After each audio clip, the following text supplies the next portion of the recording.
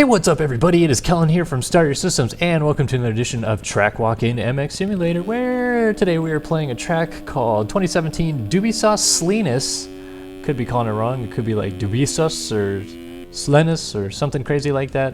Anyway, I'm pretty sure it is a real-life track in Lithuania, where the track designer lives, and the track creator on this particular one is a guy by the name of Manitou, aka Manny20 on the forums, and he's been around for a long time. He's done a lot of cool stuff, and he's a pretty neat guy anyway.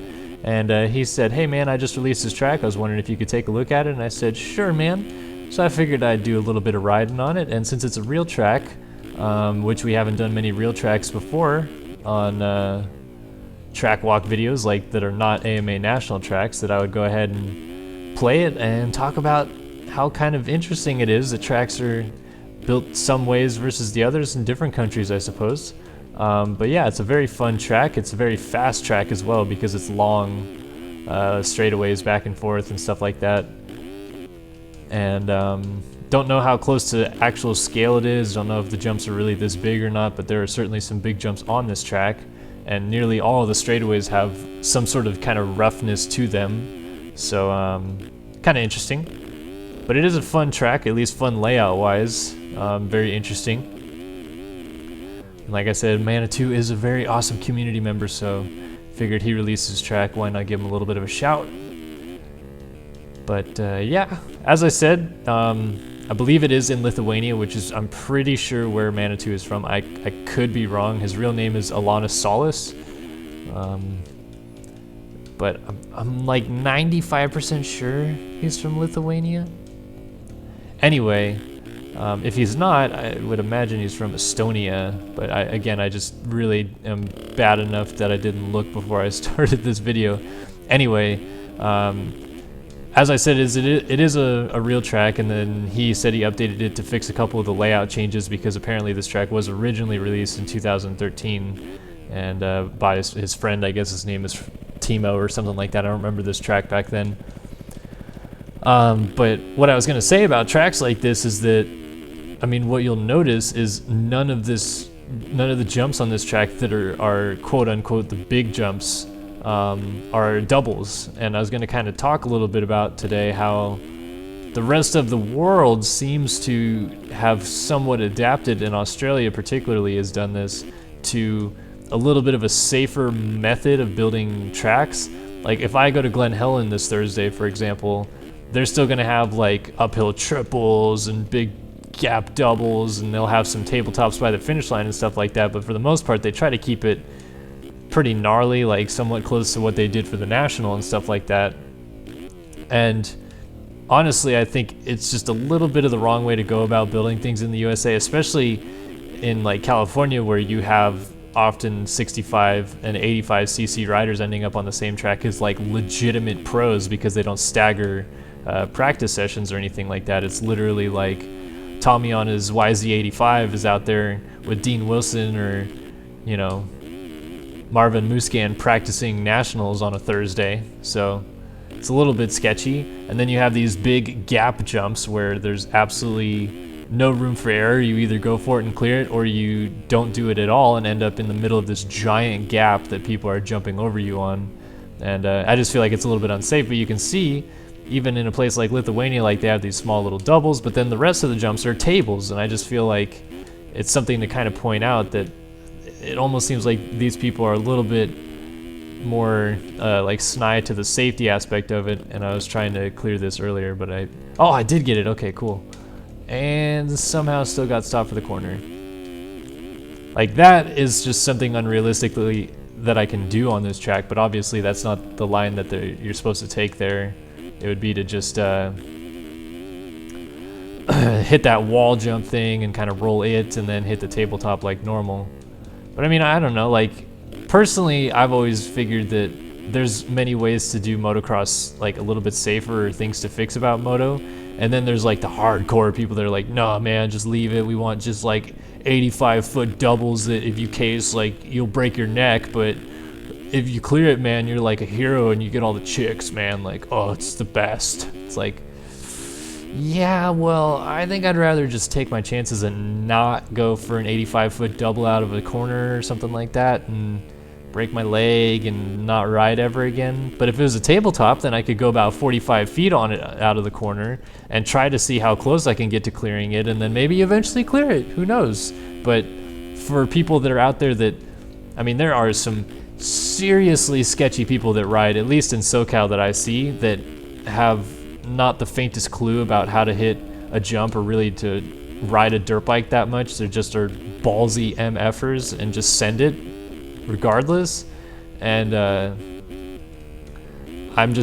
guess I'm kind of surprised that I haven't heard of more people getting severely hurt at SoCal tracks, but obviously there are people that are dying, so it seems like a little bit of a problem of some sort. But my point is just like, you make these jumps like impossible for the people that are trying to learn, because unless they have just giant balls at 15 years old on their 125 or something like that, there's no way they're going to go for that jump and perhaps get hurt. And someone that is older than me, like for example, my dad still raced up until last year when he got a concussion.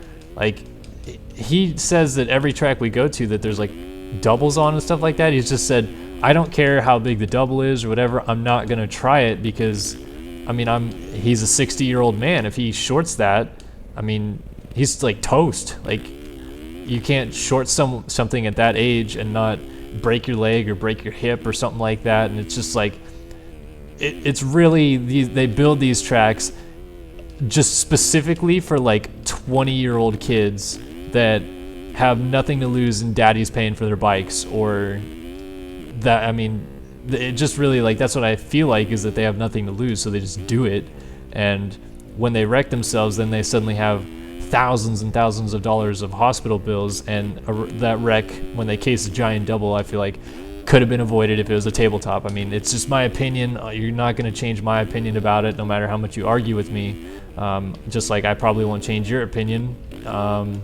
So go ahead and feel free to argue, but I'm just not going to change my opinion about it. I feel like you can make these tracks out here a lot safer and more tame and still fun and enjoyable for the average Joe, but also very enjoyable and entertaining for the guys that want to send it and throw big whips on the tabletops and stuff like that.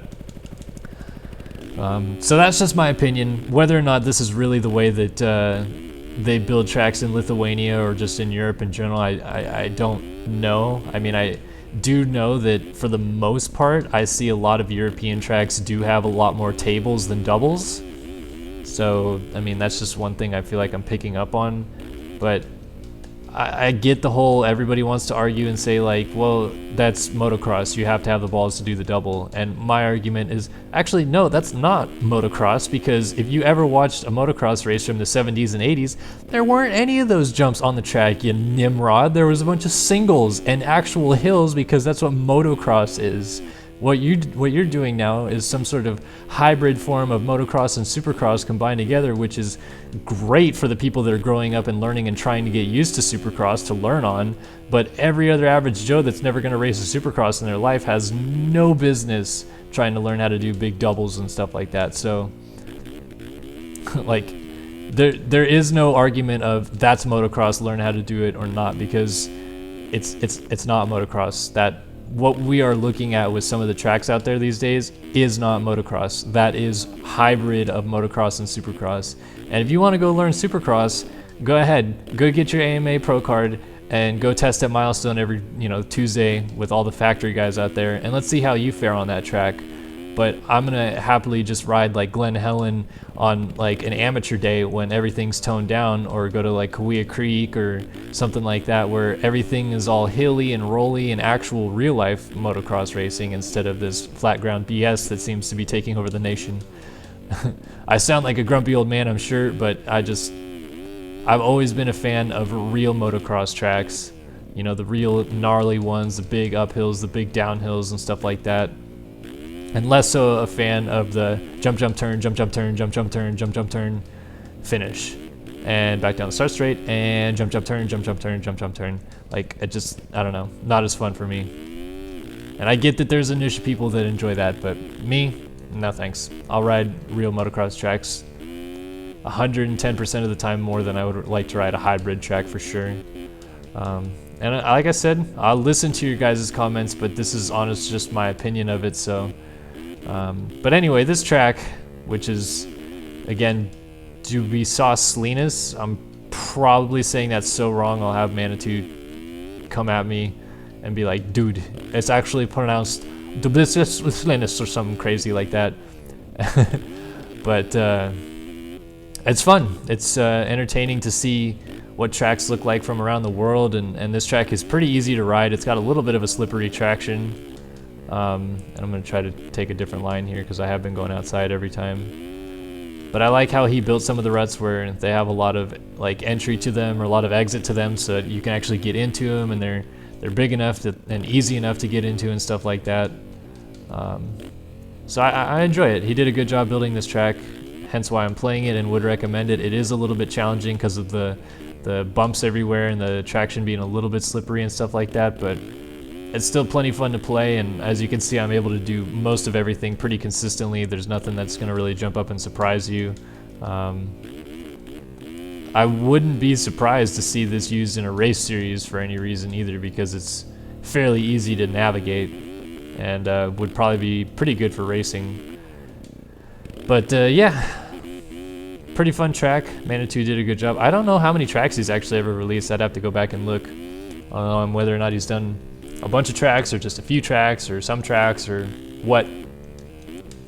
But still, nonetheless, cool beans of him to do that. And yeah, I guess we're gonna wrap this video up a little bit earlier than the standard 15-minute track walk, because I'm already going on to lap 8 and I'm ripping around this track like it's my local backyard track, bro. 134 while I was babbling on about motocross, man. But yeah, I hope you guys enjoyed this video. Of course, you know, not trying to ruffle any feathers with the diehards out there that like to do jumps and stuff like that. That's cool. Just telling you my honest opinions of the status of current motocross, at least in the US as I see it.